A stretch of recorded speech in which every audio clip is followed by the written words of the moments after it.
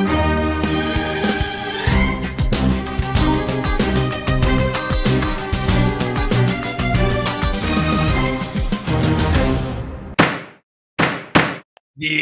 that's right. Welcome in. Welcome back, folks, to a new segment here called Judge Johnny. You've heard of Judge Judy. This is Judge Johnny. We will take hotly debated college football and football items and make judgments. And those rulings are final based on this gavel banging, which also happens to be a leprechaun's pipe. Court is in session. Case number one on the docket. The question at hand is continued college football expansion good or bad for the sport? Before we get started, thanks for being here. Hit subscribe on YouTube if you haven't yet. Get a video thumbs up. Notifications on as well. That way you don't miss nothing. Twitter, search bar, Always Irish Rat, Always Irish Inc. Emails, alwaysirishnd@gmail.com. Audio only, anywhere you want it, you can get it. Don't want to see my face? Nobody blames you for that one, folks. Call in lines 312-988-15. Dial it up. Tell Uncle Yanni Boy all you've heard and seen. Notre Dame Fighting Irish, brought to you by SI. Read all about it. Patreon.com/Always Irish. He's the forward captain. He's the leading tackler. It's Mike Goolsby and myself breaking it all down. Man, we're having a good time in the off season. Thanks to everybody who's there. All right. Case number one on the docket. Court is in session. The issue at hand that we are debating, and we are going to hear evidentiary informations from both sides of the argument, and Judge Johnny's going to make a ruling, and it is final. It is final. Is continued college football expansion as it's been and as it may be in the next couple years good or bad for the sport? First, on the pro side, the people that would agree that this is good for the sport, let's examine the greatest few pieces of evidence and argumentation that could lead you to say that what's going on is good for the sport overall. First piece of evidence presented to the court. With the expanded playoff, way more teams have a chance to reach the ultimate goal, and even if they don't, have a lot of postseason success. It would be hard for anybody to make an argument that having 12 different fan bases, teams, schools, media contingents that all think they're in a chance for a championship in the postseason, that isn't good for the sport. Instead of just having two teams like the BCS or whatever, and then four, it stands to reason logically that if you have 12 different entire ecosystems that have that ramp to 100 energy surrounding everything about their program going into the playoff, it's hard for me to listen to an argument that says that's probably not good overall for the whole college football ecosystem to give more teams a chance to be involved here. Number two, on the pro side of this argument, you're going to have way more games that are just must-see TV. Every single playoff game in this 12-teamer was must-see TV. Every single one of those games had an interesting, intriguing storyline that made you want to watch it. It was must-watch, full anxiety, live or die, win or lose, black or white, win or go home, everything on the line for like an extra month. Yeah, that's awesome. That's awesome. All of those games were must-see TV, and there was more of them than we've ever had before. And even the games that didn't end up being that competitive, everybody watching this watched every minute of all those games. So it's hard to be like, yeah, I don't know if that's good or not, but you didn't miss a minute of those games, and neither did I. You're going to have way more high-profile, high-drama, must-see TV games.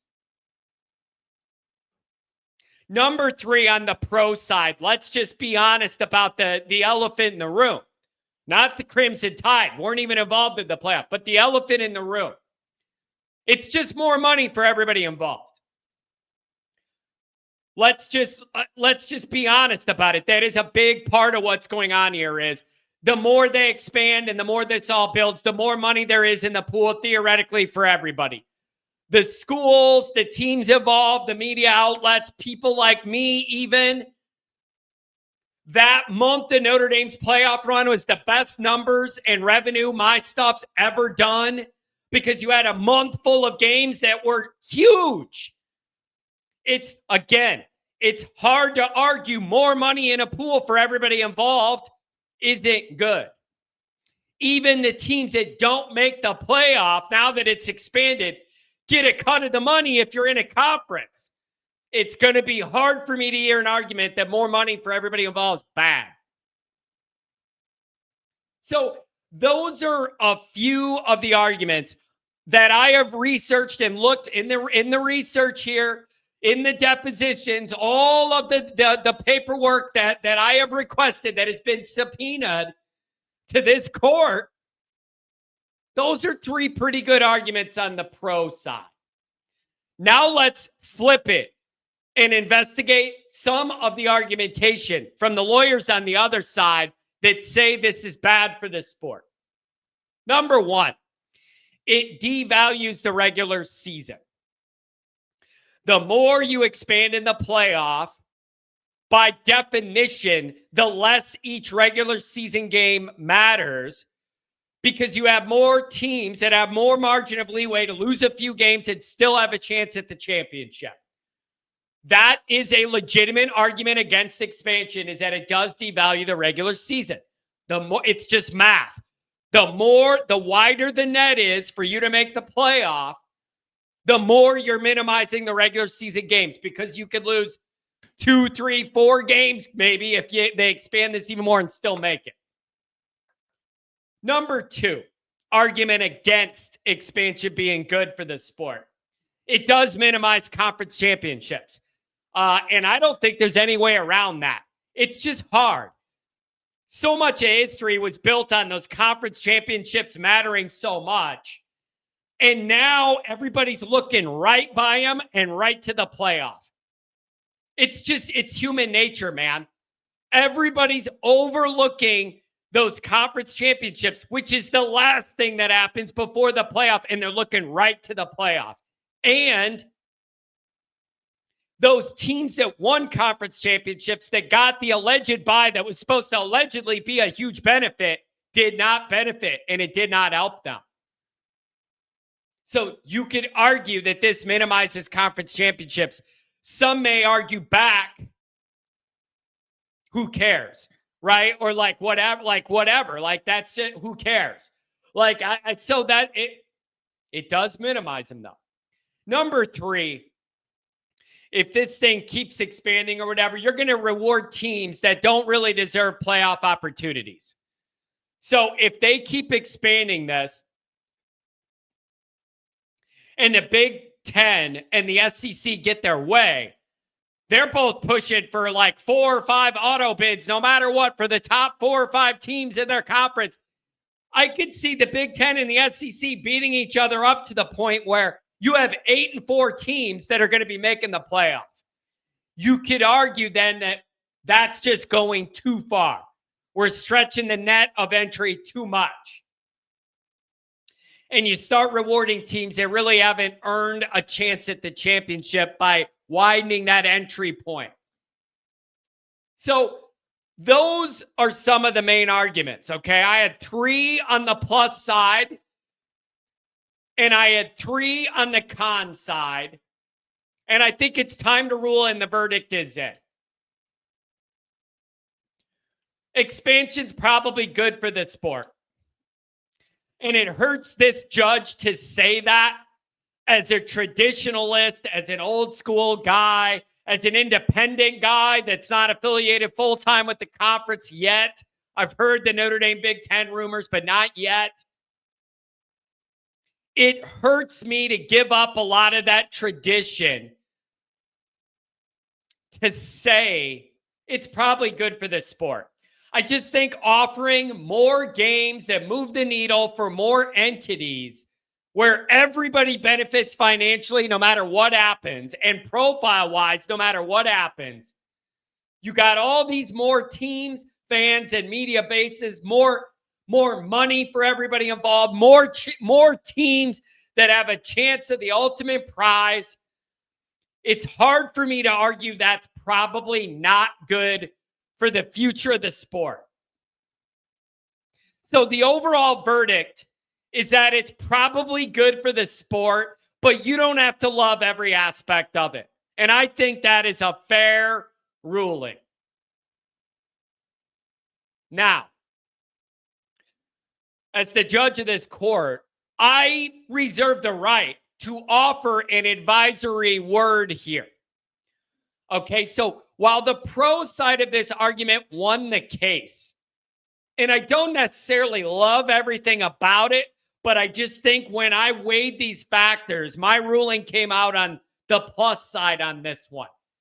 And maybe the judge is biased because Notre Dame benefited greatly from the expansion and made it work for them and had a great run in it so far.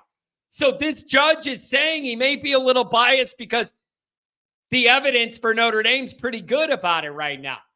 But even though I ruled on the pro side, I deserve and reserve the right to have an advisory word of caution moving forward. So while the pro side won the case, I do want to document in the court files a couple of long-term concerns I have. And I want this stuff in this case file so when it blows up, even though I'm ruling in favor, I've documented these complaints. Number one,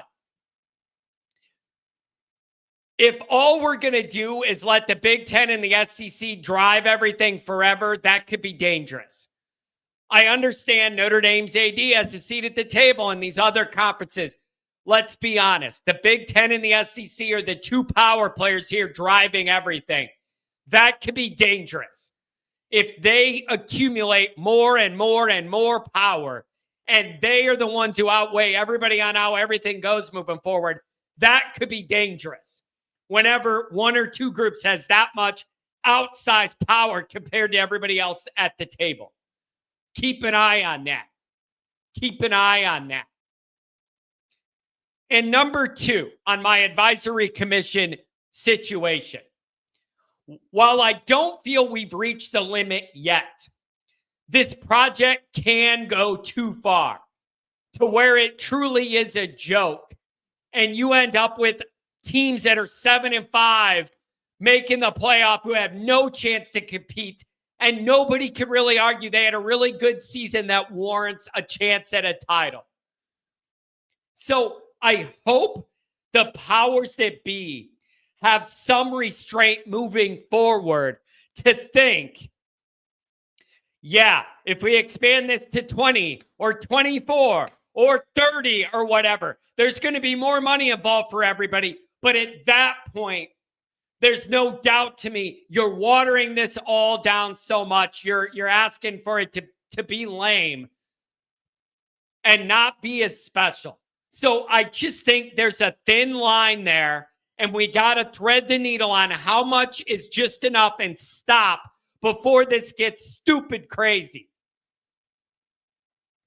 Now, what worries me about that is it's just there's so much money involved. More expansion equals more money. It's basic economics, man. More games, more expansion equals more money. And I don't trust anybody in power in any of these dynamics. I don't trust any of them to put their foot down in a meeting and go, I don't care about 20 million extra a year.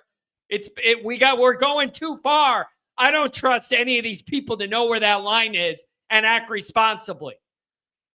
So that is a danger. So my advisory files that are going in this court case, number one, by the way, docket number one, letting two groups run everything could be dangerous.